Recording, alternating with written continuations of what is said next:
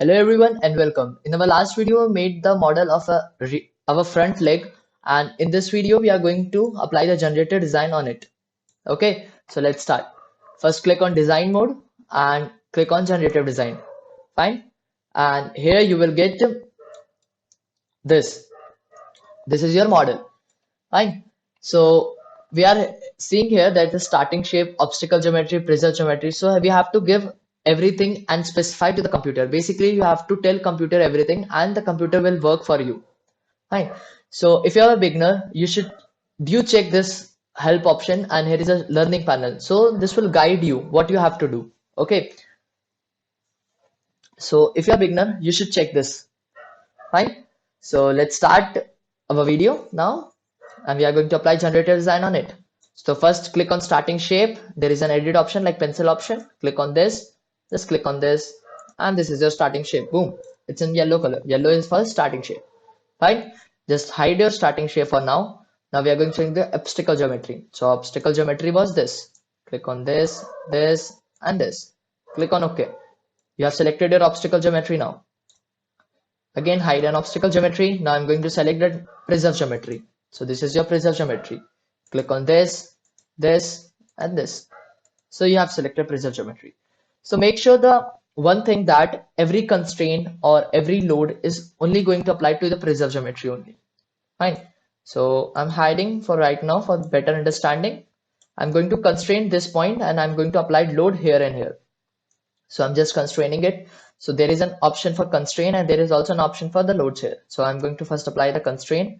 So I'm going to constrain this surface here only. As you can see, axis X, Y, and Z all are fixed. It's constrained. And I'm going to apply load here and here. So I'm going to apply structural load. Just give this on this surface. I'm going to apply 60 Newton in above direction. That is minus 180. Hit on OK. Great. Again, I'm applying load. Click here. It should be again 60 Newton and minus 180. This yellow here shows the gravity. If you click on this, double click, you can change the value of gravity from here. Okay, or you can also switch it off. I'm owning it for the more, or we can say the realistic answers we should get. Fine. So this is what we get here. Just click again on this and this. Everything is done here. Now I'm going to give the materials, which material I have to work. So in that we are working on ABS, aluminium and plastic. ABS plastic, aluminium and titanium. So here also we are going to work on that only. As you click on material, there is a dialog box here. Just go to Fusion 360 material library. I'm going to add already aluminium AISI is added. I'm going to remove this material and I'm going to add aluminium, titanium, titanium ST. After S it will come here. It is titanium 6Al4V. I'm going to add this, and I'm also going to add plastic material, that is ABS plastic. Great. So I've done it. Adding of the material has been done. Now I'm going to give some design constraints. So here is the design objective. So what is my design objective? I have to minimize the mass and have to or maximize the stiffness. So I'm going to minimize the mass. And for the safety factor here, so I'm going to use the safety factor 2. Right on OK. Now manufacturing process. So I'm going to use the 3-axis milling. You can choose the various type of millings here, or you can also do 2-axis casting or die casting according to your wish. Okay. Click on OK. So I think you have done everything. You have specified everything. You have added the load, added the constraint. So before going further, we were going to pre-check. So what it's showing, the milling head diameter is large comparing to the model size. Review the milling settings. Okay, so milling head diameter is larger. So we are going to check the manufacturing option again. Okay, it's showing 60 mm and our diameter was about 10. So I'm just going to change the head diameter to 10. Okay, so it will work better. Basically, it will not obstruct while working. So I'm going to 10. So boom, you see that the tick mark is okay. Everything is ready to work. Fine, you have done it, as you can see. So now let's generate our figure. So just click on generate. As you can see, it has been ready and it requires cloud credits for 25. So I'm having the education license, so that's why unlimited cloud credits. So just click on generate one study. It was saving option. So I'm going to save it as leg 2 front. It was a front leg and just save it. Okay, so it's now working on the cloud. This is our first one. That's the rear one. And this is our currently working one. Okay, so as soon as we start, our background will change and it will get to the explore option of generative design. Okay, let's wait for it.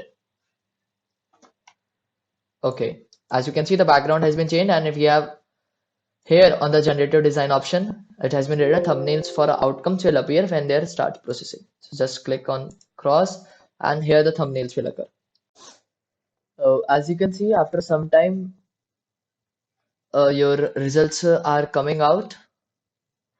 Your generative design is getting processed, and you can see the outcomes here. After some time, they will be processed completely. Fine, let's wait for it. Okay, from here you can see the graph view. You can check it for the mass, maximum, minimum, one misses stress, minimum factor of safety. Okay, you can compare in the graph also for different materials. I have selected 3 materials, so it is showing for the 3 only. Great. Now let's wait for it. So as you can see, the processing is completed and we have got our generative design ready, and this is a detailed view of your every processed that the generative design you have made. So this is the one and this is the normal view, and as you can see there are 8 converged and 7 completed. Okay, so you know the difference between the completed and converged. Completed means that the further decrement of the mass can be there, but maybe they are satisfying the design criteria, and converged are fully dissatisfying. Okay, so here you can see the graph view, minimum factor of safety view. So just changing the different options, you can choose the things such as you can also see the maximum bond misses stress, and the graph are better for comparing the things and the mass views. Okay, so this is novel views. So I'm going to open the ABS plastic one because we have done the ABS plastic in the rear arm also. So in the front leg we are going to use the ABS plastic only. So just opening it, you will get this, and after clicking on the export option you will be able to export your design. So I'm going to click on export option. It will create new design. So I'm going to create a new design. It will start. Okay, let's wait for it.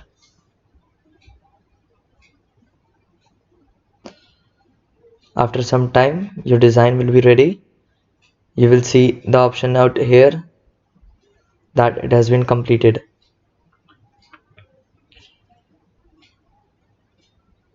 So this much for this video, and in our next video we are going to see the generated design of our front leg.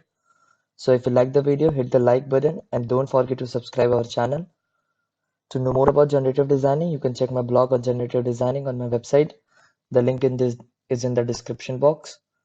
And if you want the Fusion 360 cheat sheet, the link is also in description box. The cheat sheet is basically the shortcut keys for the Fusion 360.